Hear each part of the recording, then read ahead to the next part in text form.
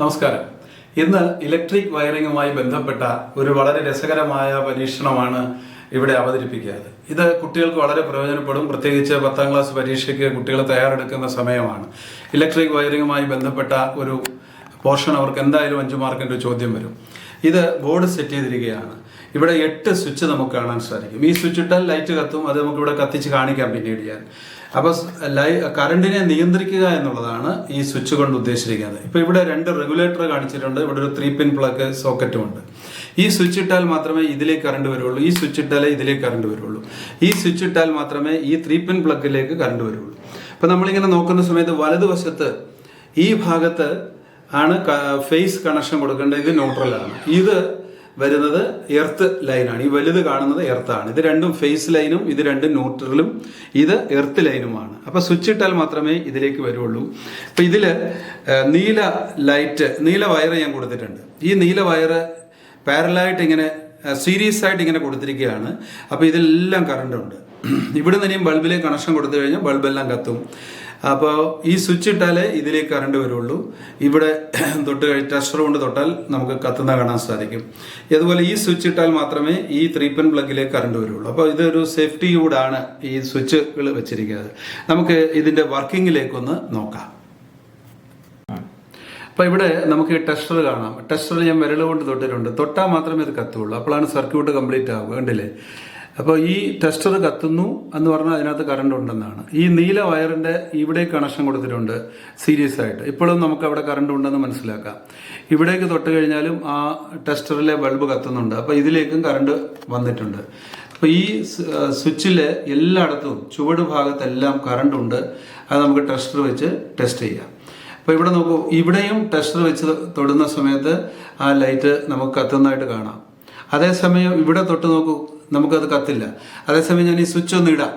Switch ഇടുമ്പോൾ കണ്ടോ അവിടെ ലൈറ്റ് കറണ്ട് വന്നു കഴിഞ്ഞു. അപ്പോൾ ഇവിടെയും കറണ്ട് എത്തിക്കഴിഞ്ഞു. ഇവിടെ തൊടുമ്പോഴും കറണ്ട് എത്തി. അതേസമയം ഞാൻ സ്വിച്ച് ഓഫാക്കിയാലോ? സ്വിച്ച് ഓഫാക്കി കഴിഞ്ഞാൽ അവിടെ കറണ്ട് ഇല്ല. ഇവിടെ ഇല്ല. അപ്പോൾ സ്വിച്ച് ഇട്ടാൽ മാത്രമേ ഇവിടുന്ന് അങ്ങോട്ട് കറണ്ട് പോകുള്ളൂ. അപ്പോൾ സ്വിച്ച് ഇട്ടു, ഇവിടെ കറണ്ട് വന്നു. കണ്ടില്ലേ? അപ്പോൾ ടെസ്റ്റർ കത്തും. അപ്പോൾ ഇവിടേക്കും കറണ്ട് വന്നിട്ടുണ്ട്. അതേസമയം ഇവിടെ നമുക്ക് കറണ്ട് ഇല്ല. ഇത് ന്യൂട്രൽ വയറാണ്. ഈ ന്യൂട്രൽ വയറിൽ കറണ്ട് ഇല്ല. അപ്പോൾ ഇവിടുന്ന് ഞാനൊരു വയർ എടുത്തിട്ട് ഈ ബൾബിലേക്ക് കണക്ഷൻ കൊടുത്തിട്ടുണ്ട്. അപ്പോൾ സ്വിച്ച് ഇട്ട് കഴിഞ്ഞാൽ നോക്കൂ, ഇവിടെ സ്വിച്ച് ടെസ്റ്റർ കൊണ്ട് ടെസ്റ്റ് ചെയ്തു. നമുക്ക് കറണ്ട് ലൈറ്റ് കത്തി. അപ്പോൾ ആ കണക്ഷൻ ഇതിലൂടെ പോയിട്ട് ഈ വയറിലൂടെ വന്ന്, ഇത് ന്യൂട്രൽ വയറാണ്. ആ ന്യൂട്രൽ വയറിൽ തൊട്ടാലേ നമുക്ക് എത്തുമ്പോൾ മാത്രമേ കറണ്ട് വരുള്ളൂ. ആ ന്യൂട്രൽ വയർ ഞാൻ ഇവിടെ കണക്ഷൻ കൊടുത്തിട്ടുണ്ട്. ഇവിടുന്ന് ന്യൂട്രൽ വയർ എടുത്ത് ഇവിടെയും കണക്ഷൻ കൊടുത്തിട്ടുണ്ട്. അപ്പോൾ ഇത് ന്യൂട്രൽ വയറാണ്. ഇത് ഫേസ് വയറാണ്. ഫേസ് വയർ ഇങ്ങനെ കണക്ഷൻ ഇവിടെ കൊടുത്തിരിക്കുന്നു. ഇവിടുന്ന് ഫേസ് ലൈൻ ഇതിലൂടെ എല്ലാം വന്നിരിക്കുന്നു. ന്യൂട്രൽ വയർ ജോയിന്റ് ചെയ്തിരിക്കുകയാണ്. അപ്പോൾ ഞാൻ ഈ ബൾബ് ഒന്ന് കത്തിച്ച് കാണിക്കാം. ഈ ബൾബ് കത്തിക്കണമെങ്കിൽ ഇവിടെ ഒരു സ്വിച്ച് ഉണ്ട്. ആ സ്വിച്ച് ഓൺ ചെയ്യണം. അപ്പോൾ ഈ സ്വിച്ച് ഓൺ ചെയ്തു, പക്ഷേ കത്തിയില്ല. കാരണം അതിൻ്റെ ന്യൂട്രൽ വയറിൽ കണക്ഷൻ ഞാൻ കൊടുത്തിട്ടില്ല. ന്യൂട്രൽ വയർ ഇവിടെ കണക്ഷൻ തൊട്ട് കഴിഞ്ഞാൽ അത് കത്തും. കണ്ടില്ലേ കത്തുന്നത്? അപ്പം ന്യൂട്രൽ വയറിൽ കണക്ഷൻ കൊടുത്തില്ലെങ്കിൽ ബൾബ് കത്തില്ല. സ്വിച്ച് ഇട്ടാലും കത്തില്ല. ഇവിടെയും ഉണ്ട്. ഇത് ന്യൂട്രൽ വയറിൻ്റെ ഒരു ജോയിന്റ് ആണ്. അവിടെ നിന്ന് ഒരു വയർ എടുത്തിട്ട് ഞാൻ ഇങ്ങനെ ഇട്ടിരിക്കുന്നതാണ്. ഇവിടെ തൊട്ടാലും കത്തും, ഇവിടെ തൊട്ടാലും കത്തും. അപ്പം ന്യൂട്രൽ വയർ ഇല്ലെങ്കിൽ സർക്യൂട്ട് കംപ്ലീറ്റ് അല്ലെന്നാണ്. അപ്പോൾ ഒരു സർക്യൂട്ട് എന്ന് പറഞ്ഞു കഴിഞ്ഞാൽ ഒരു ഇലക്ട്രിക്കൽ അപ്ലയൻസ് വേണം, ഒരു എനർജിയുടെ സോഴ്സ് വേണം, ഫേസും ന്യൂട്രലും വേണം, പിന്നെ ഈ കണ്ടക്ടറും വേണം.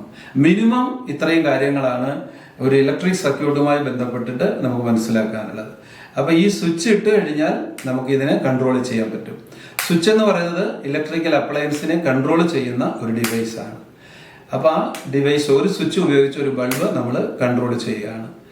അപ്പോൾ ഈ സ്വിച്ച് ഉപയോഗിച്ചിട്ട് വേണമെങ്കിൽ നമുക്ക് 2 ബൾബുകളെയും 3 ബൾബുകളെയും കൺട്രോൾ ചെയ്യാൻ പറ്റും. ഇപ്പോൾ ഇവിടെ ഞാൻ ഒരു ബൾബ് ഒരു സ്വിച്ച് കൊണ്ട് കൺട്രോൾ ചെയ്തിരിക്കുന്നു.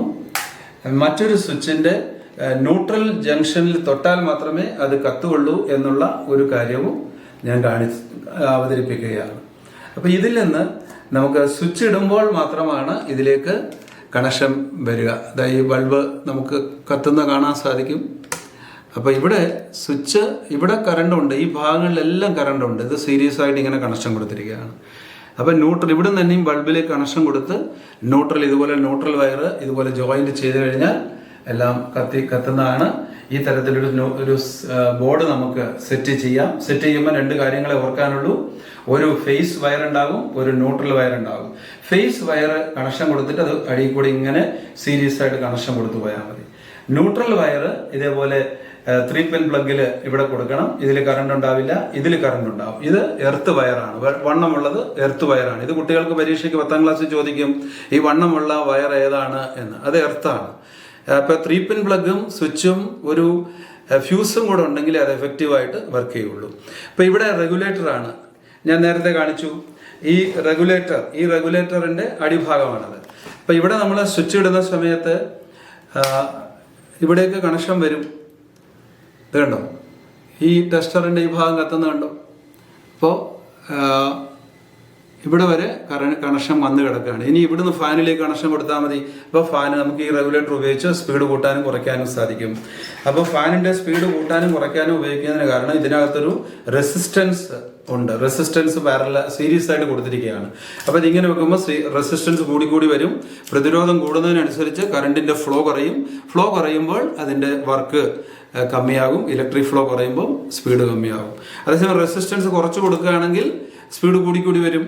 ഇതാണ് ഈ റെഗുലേറ്ററിലുള്ള ഒരു കാര്യം. ഇപ്പോൾ റെഗുലേറ്ററിനെ നമുക്ക് ഈ സ്വിച്ച് ഉപയോഗിച്ച് കൺട്രോൾ ചെയ്യാം. സ്വിച്ച് ഇടുമ്പോൾ മാത്രമേ ഇതിലേക്ക് കറണ്ട് വരുള്ളൂ. സ്വിച്ച് ഓഫ് ആക്കി കഴിഞ്ഞാൽ ഇതിലേക്ക് കറണ്ട് വരില്ല. അപ്പോൾ എപ്പോഴും നമ്മൾ റെഗുലേറ്റർ കൊടുക്കുമ്പോൾ ഒരു സ്വിച്ച് കൊടുക്കുന്നത് നല്ലതാണ്. അതുപോലെ 3 പിൻ പ്ലഗ് കൊടുക്കുമ്പോൾ ഒരു സ്വിച്ച് കൊടുത്താലേ ഇവിടെ കണക്ഷൻ വരുള്ളൂ. സ്വിച്ച് ഓഫ് ആണെങ്കിൽ ഇവിടെ കണക്ഷൻ വരില്ല. ഈ ഒരു വീഡിയോ നിങ്ങൾക്ക് എല്ലാവർക്കും പ്രയോജനപ്പെടും. പ്രത്യേകിച്ച് 10ാം ക്ലാസ് കുട്ടികൾക്ക് ഇത് വളരെയധികം പ്രയോജനപ്പെടും എന്നെനിക്ക് ഉറപ്പാണ്. ഒരു 5 മാർക്കിന്റെ ചോദ്യം ഇതുമായിട്ട് ബന്ധപ്പെട്ട് വരും. 2 തരം കണക്ഷനേ ഉള്ളൂ. ഒന്ന് സീരീസ് കണക്ഷൻ, ഇത് സീരീസ് കണക്ഷനാണ്. അതേസമയം ബൾബ് കണക്ഷൻ കൊടുത്തിരിക്കുന്നത് പാരലലാണ്.